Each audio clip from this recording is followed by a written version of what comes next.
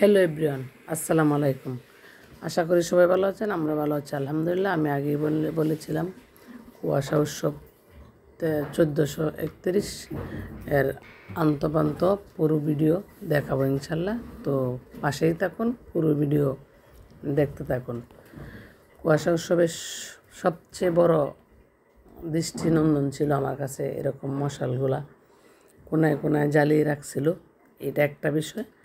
আরেকটা আছে সামনে আছে ভিডিওতে পাহাড়িদের গান আর পাহাড়িদের জীবনযাত্রা নিয়ে একটা প্রামাণ্যচিত্র, ওইটা সামনে আছে। ওইটার একদম আসল যে অরিজিনাল মিউজিক এটা আমি দিয়ে দিব ইনশাল্লাহ, দেখতে পাবেন। তো ওই দুইটাই ছিল আমার কাছে সবচেয়ে বেশি উল্লেখযোগ্য। আর একটা ছিল হচ্ছে মাশরুম খাওয়া, মাশরুম ফ্রাই, ওইটা আমার কাছে সবচেয়ে ইন্টারেস্টিং ছিল। তো তুলে ধরলাম পুরো ভিডিও। এটা হচ্ছে ওখানে একটা বড় পর্দাতে দেখানো হচ্ছে প্রামাণ্যচিত্র পাহাড়িদের জীবনযাত্রা, মানে কুয়াশার সময় নিম্ন আয়ের মানুষের যে একটা সবচেয়ে কষ্টদায়ক জীবন থাকে, ওইটা এখানে তুলে ধরার চেষ্টা করেছে তারা। তো আমি কিন্তু ভিডিও ধারণ করেছি অনেক দূরে থেকে, সামনে যাওয়ার সুযোগ হয় নাই ওরকম। শুধু আমার না, কারো সামনে যাওয়ার সুযোগ হয় নাই, দূরে থেকে ক্যামেরাবন্দি করা লাগছে। সামনে যাওয়ার সুযোগ নেই, বড় পর্দা, মানুষ পিছন থেকে দেখতেছে। তো সামনে গেলে অনেকের অসুবিধা হয়, ডিস্টার্ব হয়, তাই সামনে যায় নাই। তো কুয়াশার যে জীবনযাত্রা এইটুকুই তারা এখানে তুলে ধরতে চেষ্টা করেছে। তো আমার কাছে খুব ভালো লাগছে। এখানে ওই বিশ্ববিদ্যালয়ের, কাজী নজরুল বিশ্ববিদ্যালয়ের স্টুডেন্ট যারা যারা প্রাক্তন, যারা বর্তমান, সবাই মিলে ছিল। তারাও অনেক সাংস্কৃতিক অনুষ্ঠান করেছে, ওইটা আমি মিস করছি। অনেক রাত্রে হয়েছে, আমি চলে আসছিলাম। এখানে একটা, এটা মনে হচ্ছে বিজ্ঞান ও চারুকলা অনুষদ, আমি ঠিক বলতে পারবো না, এটা ওই পাশে লিফলেট। তো এটা একটা অনুষদ, এর একটা ভবন, এর সামনের যে লিফলেট, সামনের যে ব্যানারটা, ওইটার মাঝে অনেক কিছু লেখা আছে।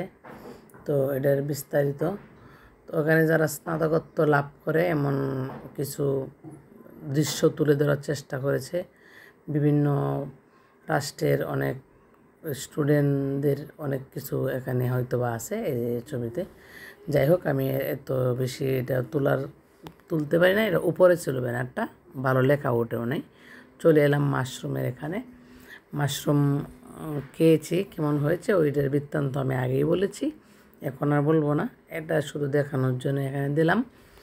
তো সব কিছু মিলে এই কুয়াশা উৎসবের মানে আনন্দময় একটা মুহূর্ত ছিল। এইখানে আমি যাওয়ার পর দেখি মিষ্টি কুমড়া পিঠা, এটা আমাদের ঢাকাতে একটা মেলায় আমি গেছিলাম, ওখানে পাইছি। আর আজকে যায় দেখি ওখানেও ওই মেলাতে মিষ্টি কুমড়া পিঠা। এখানে আছে পাটিসাপটা পিঠা, পুলি পিঠা, জালপুরি। তো মজার ব্যাপার আছে, পাটিসাপটা পিঠা কিন্তু পাটির উপরে বিক্রি করতেছে। নিচে দেখেন পাটির উপরে তারা এরকম দোকান নিয়ে বসছে। তো পাটিসাপটা পিঠা খাওয়া হয়েছে, টেস্টি হয়েছিল অনেক। মোমো ছিল, মানে সব কিছু ছিল, সব কিছু। মোমোটা কিন্তু ওই রকম ঢাকার মতো মজা হয় নাই আমার কাছে। আমি আবার সত্য কথা বলে দিই, কেউ রাগ করলে কিছু করার নাই। কিন্তু মোমো ঢাকা শহরে যেমন টেস্টি হয় ওরকম টেস্টি হয়েছে না। আমি বাসায় মাঝে মাঝে বানাই, ওরকম টেস্টি হয় নাই ওখানেরটা। যদিও তারা এত দেখে মনে হয়েছে দক্ষ না, হয়তো মেলায় দোকান নিয়ে বসছে তাই হয়তো হয় নাই। আর অন্য সব ভালোই ছিল। এখানে টাঙ্গালের মিষ্টি ছিল, সমসম ছিল, সন্দেশ ছিল, মানে মোটামুটি সব কিছু এখানে দোকান উঠেছে আর কি। তো সব কিছু টেস্ট করে দেওয়ার সুযোগ হয়েছে, টেস্ট করে দেখেছি। এই সন্দেশটা টাঙ্গাইল থেকে নিয়ে আসছে এক লোক, মানে ওখানে দোকান দিয়েছে, টাঙ্গাইলের দোকান। তো এই সন্দেশ অনেক মজা হয়েছিল, এই সন্দেশটা খেয়ে দেখেছি। আর ঢাকার মতো ওখানে মটকা চায়ের আয়োজন করছে তারা এখানে, মটকা চাও খাওয়ার সুযোগ হয়েছে। তো মটকা চাতে সব কিছু ঠিকঠাক ছিল। তো আমি সবার জন্য ঠিকঠাক আছে, আমি চিনি কম খাই, তাই আমার জন্য একটু মিষ্টি বেশি হয়েছে। আর এভরিথিং ঠিক ছিল। এখানে একটা সুন্দর জিনিস ছিল, যেটা পালকি। আগের দিনে যারা পালকিতে আসা যাওয়া করতো, আমাদের মা চাচিরা পালকিতে আসা যাওয়া করতো, এরকম পালকি মেলার 3 দিনের দিনে আমি এখানে যুক্ত হয়েছি। আগের 2 দিন চলে গেছিলো, তাই পালকি নিচের অংশ ভেঙে গেছে। আগে নাকি পালকি দিয়ে সবাই যাওয়া আসা করতো। তো ওখানে ওরা করছে কি, পালকিতে বাচ্চাদেরকে উঠিয়ে কান্দে করে ওই মাথা থেকে ওই মাথা নিয়েছে। পরে জানতে পেরেছি আর কি আমি, কিন্তু আমি দেখতে পাই না, আমি মেলার 3 দিনের দিনে গেছি, তাই মেলার ওই পালকির চড়া দেখতে পারি নাই। তো পালকিটার ছবি করার সুযোগ হয়েছে, তাই পালকি উঠিয়ে নিয়ে এলাম ভিডিওটা আর কি। এরপরে ফুলের তো বলাই বাহুল্য, ফুলের যে সমাহার ওখানে ভার্সিটির প্রাঙ্গণে খুব সুন্দর সুন্দর ফুলের বাগান। সবচেয়ে সুন্দর লাগছে এই যে বিভিন্ন জায়গায় এরকম মশালগুলা জ্বালিয়ে রাখছে, বিভিন্ন অনুষদের সামনে, বিভিন্ন ভবনের সামনে খুব সুন্দর করে এরকম বাগান আছে আর কি। আর একটা বিশেষত্ব আছে এখানে, আদিবাসী জোনের এখানে ছোট্ট করে একটা, বড় করে একটা ব্যানার আছে, আর ছোট্ট করে একটা ছোট ঘর ছিল। ঘরটা আমি উঠাতে পারি না, এটা অনেক উপরে, পাহাড়ের মতো উপরে, তো উপরে ওঠা সম্ভব হয় নাই। ওখানে একটা এয়ার ঘর ছিল, সাপড়া ঘর যেটাকে আমরা বলি, ওইটা আমি উঠাইতে পারি নাই, এটা উপরে, তো রাত্রেবেলা উঠতে পারি নাই, তাই উঠাইতে পারি নাই। তো এটা ছিল আদিবাসী জোন।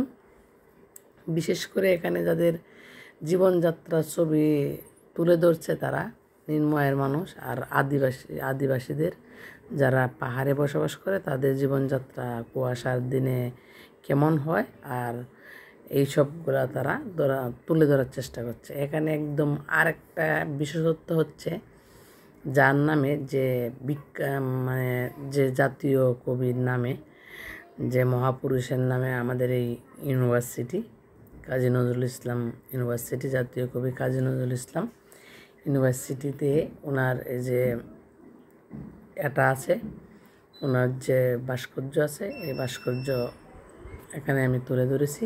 ওখানে লেখা আছে কুয়াশা উৎসব 1431। সব শেষে আসলাম মিষ্টির দোকানে, পাশে দেখি জিলাপির দোকান, গরম গরম জিলাপি ছিল, সেই রকম টেস্ট ছিল জিলাপি, গরম জিলাপি, তো খাওয়ার সুযোগ হয়েছে। আশা করি ভিডিওটি সবাই দেখবেন, কেমন লেগেছে ভালো মন্দ জানাবেন। এবার এই পর্যন্তই, দেখা হবে পরবর্তী ভিডিওতে। সেই পর্যন্ত ভালো থাকুন, সুস্থ থাকুন, নিরাপদে থাকুন। আমি এর অরিজিনাল চিত্র দিয়ে দিব ভিডিওতে, অ্যাড করে দেখতে পাবেন। আল্লাহ হাফেজ।